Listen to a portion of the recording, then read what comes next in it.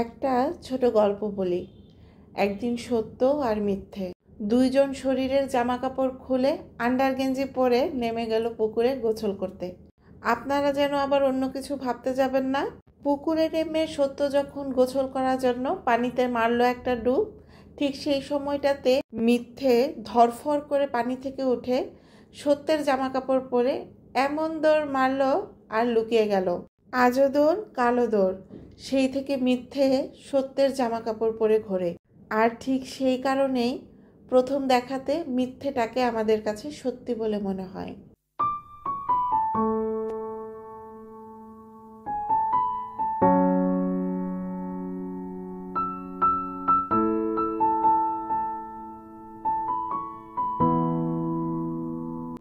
আসসালামু আলাইকুম, welcome back to my channel my daily life and kitchen থেকে আমি শিশির নতুন একটা ভিডিওতে ওয়েলকাম করছি। আশা করছি সবাই ভালো আছেন, সুস্থ আছেন।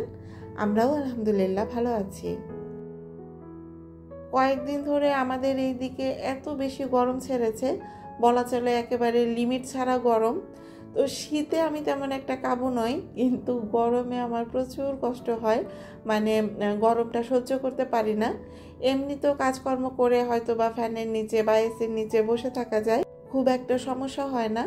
কিন্তু গরমটা পুরোপুরিভাবে বুঝতে পারি যখন রান্নাঘরে ঢুকি। আর মেয়ে হয়ে যেহেতু জন্মেছি, রান্নাঘরে তো ঢুকতেই হবে। আমরা মেয়েরা যত যাই কিছু করি না কেন, রান্নাঘরে ঢুকতেই হবে, এটা কোনো মাপ নেই। বাহিরে হয়তো বা খাওয়া দাওয়া করা যায়, কিন্তু কয় বেলায় বা বাহিরের খাবার খাওয়া যায়, কিনে এনে খাওয়া যায় ঘর ভর্তি বাজার থাকতে। দিন যত যাচ্ছে পরিশ্রমের পরিমাণও একটু একটু করে বাড়ছে। তো সাফানের বাবা এখন মাঝে মাঝে বাহির থেকে খাবার কিনে আনে। আজকে আর রান্না করতে হবে না, বাহিরে খাবো বা আসার সময় খাবার নিয়ে আসবো। আমরা মেয়েরা কোনো কারণে একদিনের জন্য যদি রান্না থেকে ছুটি পাই, আমার কাছে তো মনে হয় একেবারে ঈদ লেগে যায়। আমার তো লেগে যায়। তো যাই হোক, এখন যারা আমার ভিডিওটা দেখা শুরু করেছেন, যদি আমার ভিডিওতে দেখানো কোনো একটা অংশ আপনার কাছে ভালো লেগে যায়, তাহলে প্লিজ একটা লাইক দিতে ভুলবেন না। আর আজকে যারা আমাকে প্রথম ভিজিট করছেন, চাইলে চ্যানেলটা সাবস্ক্রাইব করে দিতে পারেন। দুপুরের জন্য আজকে রান্না করছি মুরগির কালা ভুনা, আর সাথে করব মিষ্টি কুমড়া ভাজি। তো আসলে রান্নাঘরে ঢুকলে মনে হচ্ছে কখন এখান থেকে বের হব। এখন পর্যন্ত তো আরও গরমের দিন সামনে পড়েই আছে। আর মুরগির কালা ভুনাটা করার জন্য এখানে রেগুলার মশলার সঙ্গে সেই স্পেশাল ধনিয়াটা দিয়েছি। কালা ভুনার একটা মেইন মশলা হচ্ছে রাঁধুনি, এটা কোনো ব্র্যান্ড না, মানে রাঁধুনি মশলার নাম বলছি। তো স্পেশাল ধনিয়াটার মধ্যে যেহেতু রাঁধুনি মশলাটা মিক্সড করা আছে, তো যে কোনো ধরনের মাংসেই কিন্তু এটা খুব সুন্দর করে ইউজ করা যায়। আর গরুর মাংসের কালা ভুনা বলেন বা মুরগির মাংসের কালা ভুনা বলেন, সব কিছুতেই কিন্তু খুব সুন্দর একটা ফ্লেভার অ্যাড করে। আসলে আমি নিজেও বুঝতে পারিনি যে এই স্পেশাল ধনিয়ার গুঁড়িটা আপুরা এত বেশি পছন্দ করবেন। গতকাল আমার সাথে মুক্তা আপুর সঙ্গে কথা হচ্ছিল, তো আপুর মনটা বেশ খারাপ কিছুদিন ধরে, আপুর কোনো কমেন্টও পাচ্ছি না ভিডিওতে। আপু মেইনলি স্পেশাল ধনিয়ার জন্যই আমার কাছে নক করেছিলেন। তো মুক্তা আপু বলছিলেন যে আপু, আমি কয়েকদিন ধরে তোমার ভিডিওতে কমেন্ট করতে পারছি না, আমার মন মানসিকতায় একেবারেই ভালো নেই। আমার মেয়ে উচ্চশিক্ষার জন্য দেশের বাহিরে গিয়েছে, তো মায়ের মন বলে কথা, মনটা খুব আনচান করছে। আমার মেয়ের জন্য দোয়া রেখো আপু। তো মুক্তা আপু, মামুনির জন্য অনেক অনেক দোয়া রইল। আল্লাহ যেন ওখানে আমাদের মামুনিকে সুস্থ রাখেন, সুস্থ থেকে ও যেন তোমাদের সবার মনের আশা পূরণ করতে পারে। রান্নার মাঝখানে একটু চায়ের লিকার জাল করে নিয়েছি।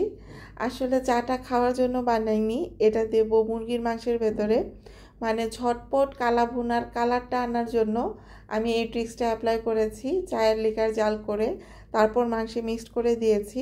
তো এরকম চায়ের লিকার জাল করে যদি কালা ভুনাতে দেওয়া হয়, তাহলে কিন্তু কালারটা আসতে খুব একটা সময় নেয় না, খুব তাড়াতাড়ি চলে আসে। চিকেনটাতে যেহেতু আমি ফোড়ন দেব, তো সেই জন্য এখানে একটু ফোড়ন তৈরি করে নিচ্ছি। যখন থেকেই পেজে আমি কাঠের ঘানির সর্ষের তেলটা লঞ্চ করেছি, তখন থেকেই মানে যে কোনো ফোড়নে আমি এই সর্ষের তেলটা ইউজ করছি।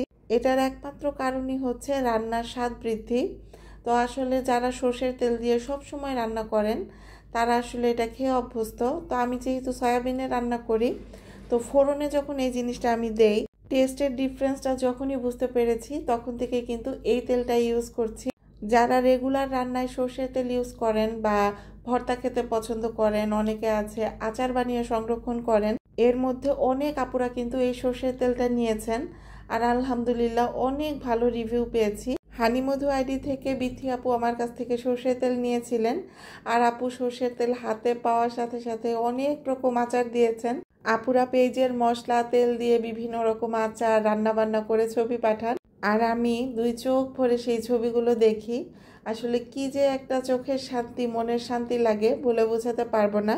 তো বিথি আপু তোমাকে বলছি, তোমার আচারগুলো দেখে কিন্তু আমার প্রচুর লোভ লেগেছে। জান্নাত রাসেল টাইনি ওয়ার্ল্ডের জান্নাত আপুকে সেদিন দেখছিলাম, সকালের নাস্তার পুরো ঝামেলাটা সে ঘি দিয়ে শেষ করে দিয়েছে। ঘি দিয়ে ব্রেড টোস্ট করেছে, ডিম পোচ করেছে। জান্নাত আপুর ভিডিও দেখে সেদিন মনে মনে ভাবছিলাম, এত এত ঘি নিয়ে বসে আছি, আমি কেন সকালবেলার নাস্তা এত কষ্ট করতে যাব, আপুর মতো এরকম শর্টকাটে নাস্তার সহজ সমাধান করব। তো আপুদের মধ্যে যার যেটা প্রয়োজন স্ক্রিনে দেওয়া নাম্বারে আমার সঙ্গে যোগাযোগ করে কিন্তু প্রত্যেকটা পণ্য অর্ডার করে ফেলতে পারবেন।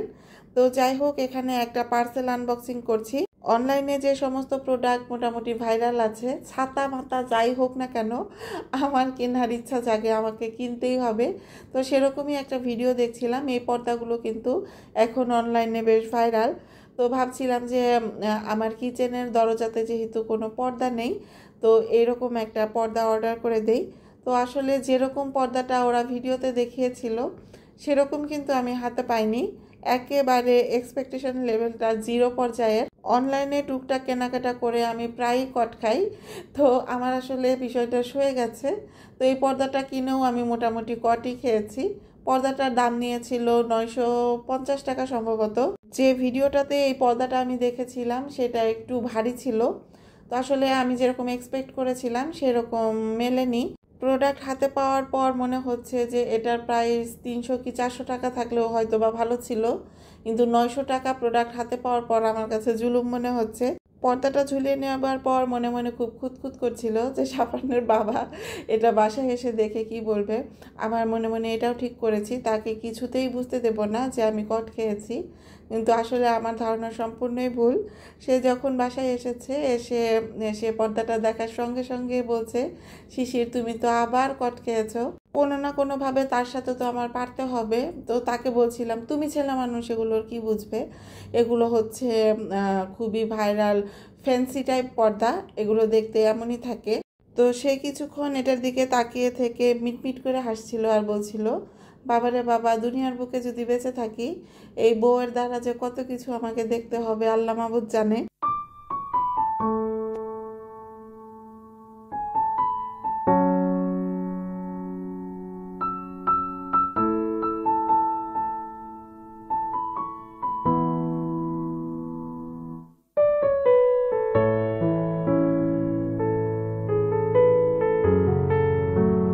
তো যাই হোক, অনলাইন থেকে পর্দা কিনে তো মেরে গিয়েছি। এটা ছিল বিকালের একটু আগের ক্লিপস। আমরা এখন বাড়ি যাচ্ছি, যেহেতু সামনে কুরবানির ঈদ আর আপুদের কিন্তু মশলার চাহিদা অনেক বেড়ে গেছে। তো বেশি পরিমাণ মশলা যেহেতু শুকাতে হয়, তো সেই জন্য বাড়িতে এগুলো শুকাচ্ছি। তো এগুলো দেখাশোনা করার জন্য কিন্তু সবসময় বাড়িতে আসতে হয়, বাড়িতে এসে হয়তো বা থাকা হয় না, রাতের বেলা আবার বাসায় চলে যাই। সোশ্যাল মিডিয়াতে এখন চোখ রাখলে চারপাশে শুধু কাঁচা আমের ছড়াছড়ি। আমাদের বাড়িতে কিন্তু অনেক আম গাছ আর ছোট ছোট কিছু আম গাছ আছে উঠানের উপরে। এই গাছের আমগুলো কাঁচা অবস্থায় প্রচুর টক আর পেকে যাওয়ার পর খুব মিষ্টি হয়। তো সাফানের বাবা আমাকে বলছিল যে কাঁচা অবস্থায় যে আম যত টক থাকে, পাকার পর সেই আম তত মিষ্টি হয়। সেদিন একটা আপুকে দেখছিলাম গাছে থেকে সরাসরি আম ঝুলছে, সেখানে কামড় দিয়ে সে কাঁচা আম খাচ্ছে। তো বিষয়টা দেখে আমার কাছে খুব ইন্টারেস্টিং মনে হচ্ছিল। ওই যে বললাম না যে চারপাশে যা কিছু ভিডিওতে দেখি, যে জিনিস মানে আগে একেবারে ছুঁয়েও দেখতে ইচ্ছে করতো না, সেই জিনিসও এখন খেতে ইচ্ছে করে। এই যে কাঁচা আম খাওয়ার ক্রেভিংস, এটা কিন্তু ভিডিও দেখেই হয়েছে। তো যেহেতু কোনো ট্রাইপড নিয়ে আসিনি, এমনি খালি হাতে এসেছি, মোবাইলটা একটা গ্লাসের মধ্যে বাজিয়ে দিয়ে আমি ভিডিও করা শুরু করে দিয়েছি। যে আপুটা এরকম কাঁচা আম খেয়ে মানুষের মধ্যে লোভ লাগাচ্ছেন, তো আমার কাছে মনে হচ্ছিল তার ভিডিওটা করা একেবারে সার্থক হয়ে গেছে। তো আমি এখানে লবণ, মরিচ, একটু ম্যাজিক মশলা দিয়ে একটা মিক্সড তৈরি করে কাঁচা আমটা যেই মুখে দিয়েছি, এমন চুক্কার চুক্কা ভাই রে ভাই, একটা চোখ এই যে আমার বন্ধ হয়েছে আর সহজে খুলতে চায় না। তো মা আমাকে দূরে থেকে দেখে খুব হাসছিল, বলল যে কেমন লাগে। তো মাকে বলছিলাম, মা গো মা, এমন চুক্কার চুক্কা একেবারে বান্দর ফাল পারবো। আমি লাস্ট কবে এরকম কাঁচা আম লবণ দিয়ে মরিচ দিয়ে খেয়েছি আমার নিজেরও মনে নাই। আসলে যারা টক খেতে ভালোবাসেন তাদের কাছে এই জিনিসটা খুবই প্রিয়। এই রান্না বান্না, এই সংসারের কাজ, এই বিজনেসের কাজ, সাফানের বাবার ব্যস্ততা, মেয়ের পেছনে দৌড়াদৌড়ি, দিনগুলো এভাবেই চলে যাচ্ছে। সাফান হওয়ার আগে সাফানের বাবা আর আমি প্রচুর ঘোরাঘুরি করেছি, এখানে সেখানে বেরিয়েছি। কিন্তু ও হওয়ার পর আমার আসলে খুব একটা বাইরে বেড়াতে যাওয়া হয় না। প্রথম বাচ্চা, এর জন্য হয়তো বা অনেক বেশি সাবধানতা অবলম্বন করেছি সব সময়।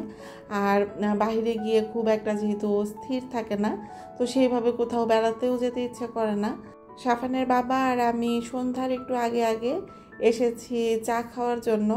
আমাদের এলাকায় এই টি স্টলটা অনেক বিখ্যাত, অনেক দূর দূরান্ত থেকে মানুষ এখানে চা খাওয়ার জন্য আসে। আর চারপাশের পরিবেশটাও অনেক বেশি সুন্দর। ঈদের সময় বা যে কোনো অকেশনে এই টি স্টলটাতে একেবারে সিরিয়াল পাওয়া যায় না। এই ভাইয়াটা এখানে অনেক বছর ধরে মালাই চা তৈরি করছেন। আসলে ভালো জিনিসের সব জায়গায় কদর আছে, মানে কত দূর দূরান্ত থেকে যে এখানে চা খাওয়ার জন্য মানুষ আসে। জায়গাটা যেহেতু আমাদের বাড়ির একেবারেই পাশে, তো সেই তুলনায় আমাদেরই কম আসা হয়। এই ভাইয়াটার দেখা দেখি এখানে আরও কয়েকটা টি স্টল হয়েছে, ওরাও মালাই চা বানায়, কিন্তু এই ভাইয়াটার মতো এত টেস্ট হয় না। একই উপকরণ, একই প্রক্রিয়া, একইভাবে সব কিছু বানানো হলেও আমার কাছে মনে হয় হাত যশ বলতে একটা কথা আছে। চায়ের দুধটা এত দীর্ঘ সময়ে সে জাল করেছে, একেবারে পুরো লাল হয়ে গেছে। আর চিনির পরিমাণটা খুবই কম দেয়, কারণ দুধটাই এত পরিমাণ জাল করা হয়। এই চায়ের 85% মিষ্টতাই মনে হয় দুধ থেকে আসে। আমরা এখানে বসে থাকা অবস্থায় আরও অনেক ভিড় হয়ে গেছে, অনেক দূর দূরান্ত থেকে মানুষ এখানে চা খাওয়ার জন্য এসেছে। তো এত ভিড় দেখে, চা নিয়ে কারাকারি অবস্থা দেখে সাফানের বাবাকে আমি দুষ্টুমি করে বলছিলাম, আমাকে একটা টি স্টল দিয়ে দাও, এখানে এখন থেকে চায়ের বিজনেস করব। তো সাফানের বাবা বলছে, সব জায়গায় এখন বিজনেসের কথা চিন্তা করো, তুমি নিজেই দেখো যে এই ভাইয়াটার পাশে আরও কয়েকটা টি স্টল হয়েছে, তারা কিন্তু তার মতো এভাবে জমিয়ে নিতে পারেনি। আমরা যখন এখানে এসেছি যে এই জায়গাটা কিন্তু ফাঁকা ছিল, এখন দেখেন কত বাইক একসঙ্গে জমে গেছে, এরা প্রত্যেকে এখানে চা খাবে। মেয়েকে তার দাদা দাদির কাছে রেখে এসেছিলাম। তো একটা জিনিস চিন্তা করি, আসলে বাবা মার টেনশনের কোনো শেষ নেই, সাথে নিয়ে আসলে হয়তো বা দৌড়াদৌড়ি করতে হতো। আর এই যে রেখে এসেছি, এইটুকু সময়ের মধ্যেই মনে হচ্ছে কখন ওর কাছে যাব। আসলে সন্তানের প্রতি বাবা মার যে চিন্তা, এটা মৃত্যুর আগ পর্যন্ত কখনো শেষ হবার নয়, সেটা এখন খুব ভালো মতো বুঝতে পারি। যখন কলেজ ইউনিভার্সিটিতে পড়তাম, আম্মু আব্বু বারবার ফোন দিত, তো তখন বিরক্ত হতাম, বলতাম যে কেন এত বারবার ফোন দাও। তো আজকের দিনে দাঁড়িয়ে আসলে বুঝতে পারি যে কেন তারা সেই সময়টাতে এত বারবার ফোন দিয়ে খবর নিতেন বা এখন পর্যন্ত নেন। তো যাই হোক, আজকের ভিডিওটা এখানেই শেষ করছি। সবাই ভালো থাকবেন, সুস্থ থাকবেন। আল্লাহ হাফেজ। আসসালামু আলাইকুম।